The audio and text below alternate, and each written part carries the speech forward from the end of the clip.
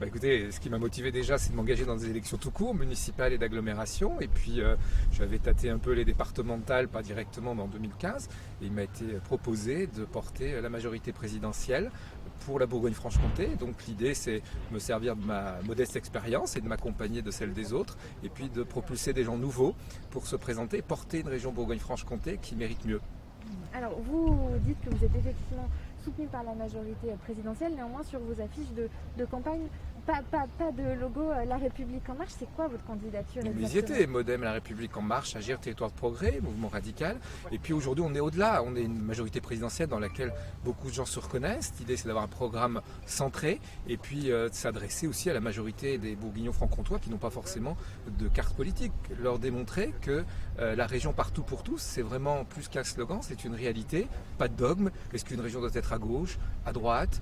Sûrement pas à l'extrême droite en tout cas, mais je pense qu'une région, elle doit être sûrement pour tout le monde. Alors justement, vous parlez de l'extrême droite. La Bourgogne-Franche-Comté fait partie des régions qui, quand on regarde les sondages, pourraient basculer dans le giron du Rassemblement national. Qu'est-ce que ça vous inspire?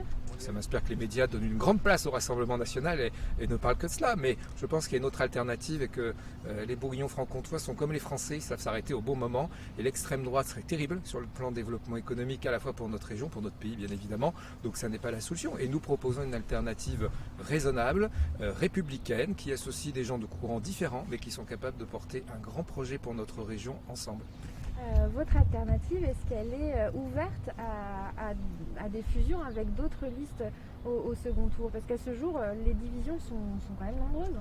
Pour parler du deuxième tour, il faut déjà finir le premier tour, si vous le permettez. Et donc voilà, pour l'instant, moi, mon objectif, c'est de faire en sorte que ce mouvement majorité présidentielle élargie arrive très fort au premier tour et nous verrons après. Donc l'idée pour l'instant, c'est pas de fusion, c'est d'exister par nous-mêmes.